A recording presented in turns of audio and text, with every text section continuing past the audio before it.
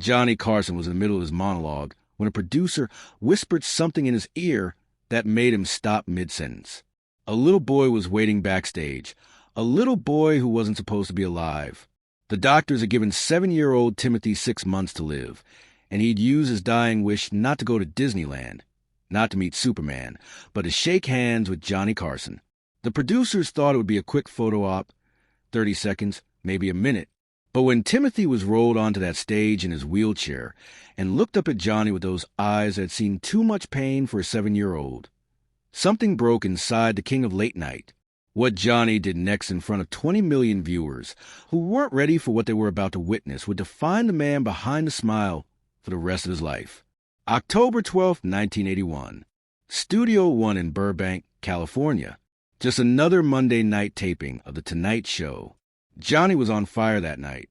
The monologue was killing. The audience was eating it up. Ed McMahon was doing his trademark laugh. Everything was going exactly as planned. Then Fred Dordova, the show's executive producer, appeared at the edge of the stage. He never did that during taping. Never. Johnny saw him immediately and knew something was different. Fred walked over during a commercial break. He leaned in close. "Johnny, we've got a situation. There's a kid backstage. Make-A-Wish Foundation. He's not doing well. They brought him here tonight. His only wish was to meet you."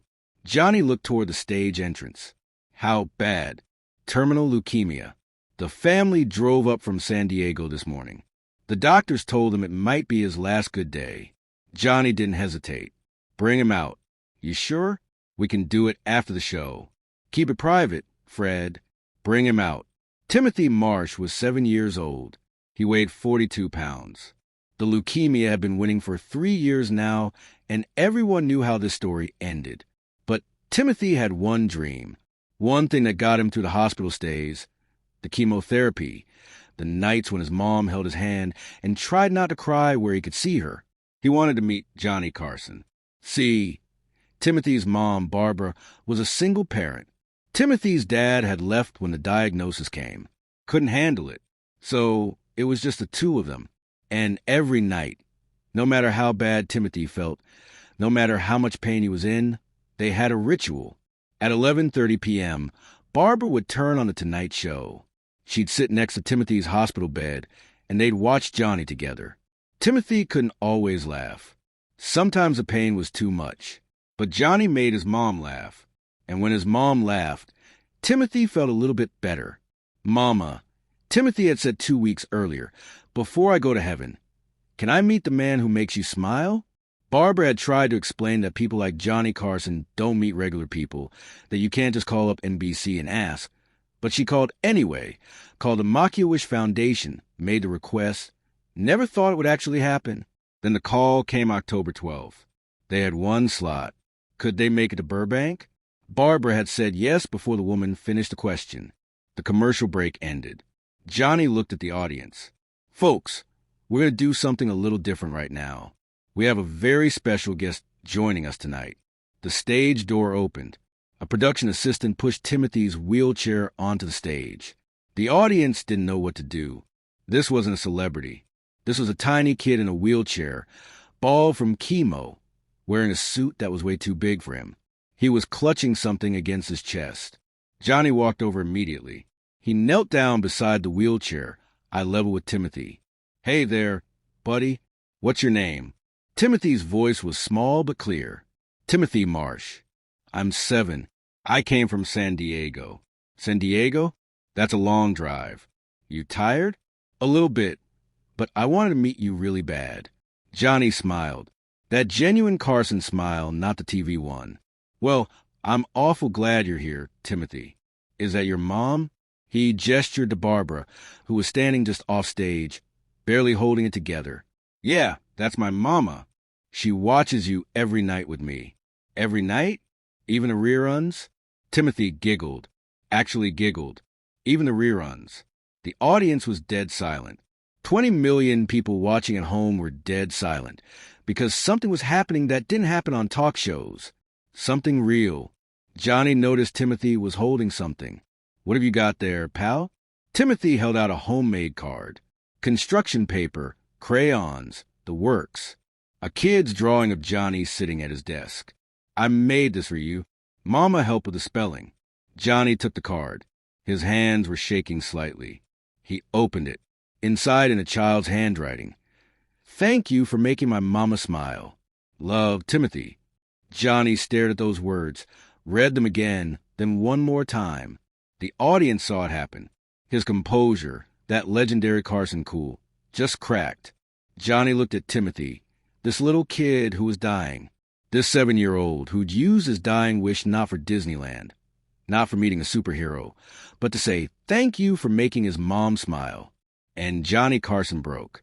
His eyes filled with tears, his voice caught. He tried to speak and couldn't. Timothy saw Johnny crying and reached out his small hand. He put on Johnny's arm. It's okay, Mr. Carson. Mama cries too sometimes. She says it means you got a big heart. That did it. Johnny completely lost it. He pulled Timothy into a hug. Gentle because Timothy was so fragile. And Johnny Carson, the king of late night, the man who'd interviewed every president since Nixon, who'd never shown weakness, who'd built an entire career on being unflappable, sobbed on national television.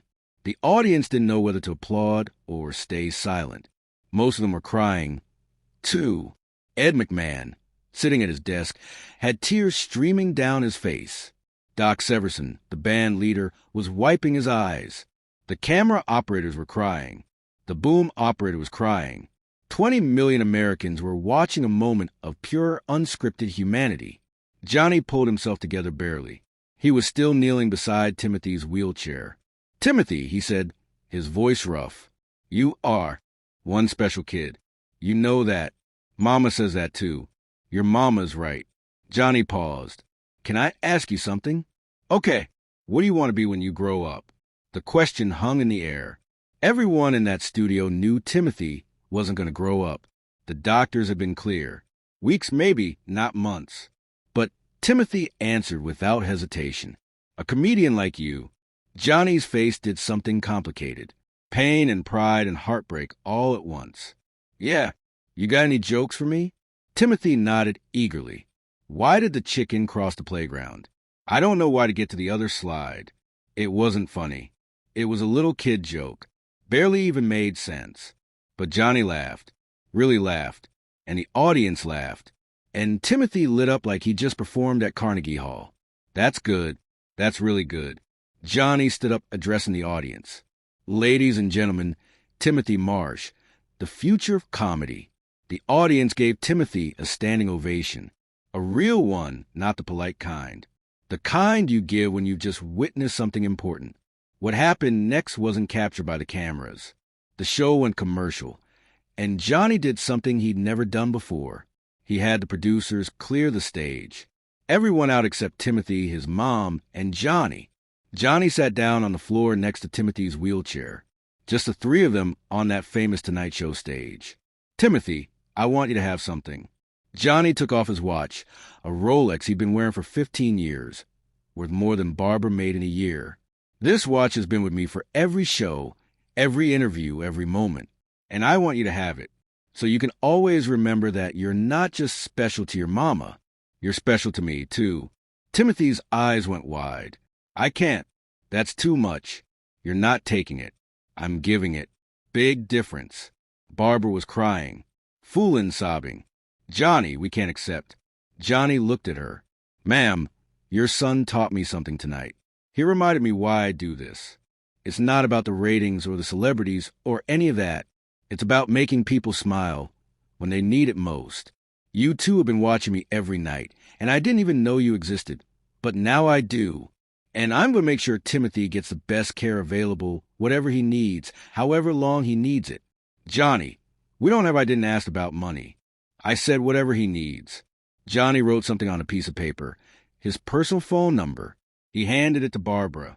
You call me day or night. If Timothy needs anything, you call me. Timothy died on April 3rd, 1982. 6 months after that Tonight Show appearance. 6 months the doctor said he wouldn't get. But they weren't ordinary months. Johnny kept his promise. He called Timothy every week, sometimes twice a week. They'd talk about jokes, about comedy, about life. When Timothy was too sick to talk, Johnny would just stay on the line while Barbara held the phone to Timothy's ear, and Johnny would do his monologue. Private performances for an audience of one. Johnny paid for experimental treatments, flew in specialists, made sure Timothy got to see Star Wars in a private screening room when he was too weak to go to theater. And he did one more thing, something he never told anyone about while he was alive. He set up a trust fund for Barbara, enough to cover all the medical bills, all the funeral expenses, and enough left over that she'd never have to worry about money again. The only condition, she couldn't tell anyone where it came from. After Timothy died, Barbara sent Johnny a letter. He kept it in his desk drawer for the rest of his life. It was found there after Johnny died in 2005. The letter was simple. Dear Johnny, Timothy passed this morning peacefully. He was holding your watch. His last words were, "Tell Mr. Carson I hope I made him laugh. You gave my son 6 extra months of joy. You gave him dignity. You gave him a reason to fight a little longer. But most importantly, you saw him not as a dying boy, not as a tragedy, but as Timothy, a kid who loved jokes and wanted to make his mama smile. Thank you for seeing my son. Forever grateful, Barbara." Johnny never talked about Timothy publicly. When asked about emotional moments on the show, he'd deflect, change the subject, make a joke. But people who knew him said Timothy changed something fundamental in Johnny. After that night, Johnny started paying attention differently to the audience, to the people behind the cameras, to the stories people weren't telling. He started a private foundation. Nobody knew about it until after he died. It funded pediatric cancer research. Millions of dollars, all anonymous. Ed McMahon once said, after Timothy, Johnny stopped performing life and started living it. That little boy reminded him what matters. On Johnny's final episode in 1992, someone in the audience held up a sign. Remember Timothy? The cameras caught Johnny's face when he saw it. He nodded slightly, touched his wrist where the watch used to be. After the show, a reporter asked Johnny about the sign. What did Remember Timothy mean? Johnny smiled. That genuine smile. It means some of the most important people you'll ever meet aren't famous. They're just important. Here's what people don't understand about October 12th, 1981. It wasn't special because Johnny Carson cried on television. Famous people cry all the time now. It's practically required. It was special because Johnny forgot he was on television. For those few minutes, he wasn't the king of late night. He wasn't performing. He wasn't playing the role of Johnny Carson, talk show host. He was just a man who met a dying kid and realized that all the fame, all the success, all the legendary status in the world meant nothing compared to making one little boy feel special before he died. Timothy came to the Tonight Show to meet his hero, but Johnny walked away from that night, knowing he'd met his. We live in a world obsessed with celebrity, with followers and likes and viral moments. We measure success in numbers and influence. But on October 12, 1981, the most successful man on television learned a lesson from a 42-pound 7-year-old. Success isn't about how many people know your name. It's about being there for the people who need you most. Timothy used his dying wish to say thank you to someone who made his mama smile. Johnny used his fame to make sure Timothy's last months were filled with dignity and joy. One kid, one moment. One reminder that we're all just human beings trying to matter to someone. The question Timothy asked Johnny, why did the chicken cross the playground? Wasn't the question that changed everything. The real question was the one Timothy never asked out loud. Do I matter? And Johnny Carson, with tears streaming down his face on national television, answered, yes, you matter more than you'll ever know. Every kid fighting an impossible battle matters. Every parent holding their hand in a hospital room matters. Every person who feels invisible matters. Timothy reminded us of that. Johnny made sure we couldn't forget. If this story touched you, hit that subscribe button. Share with someone who needs to remember that fame and success mean nothing if we don't use them to help others. Drop a comment about a time someone made you feel seen when you needed it most. And ring that notification bell for more stories about the human moments behind Hollywood's biggest legends. Because sometimes the most important people aren't the ones on stage. They're the ones in the audience just hoping someone notices there.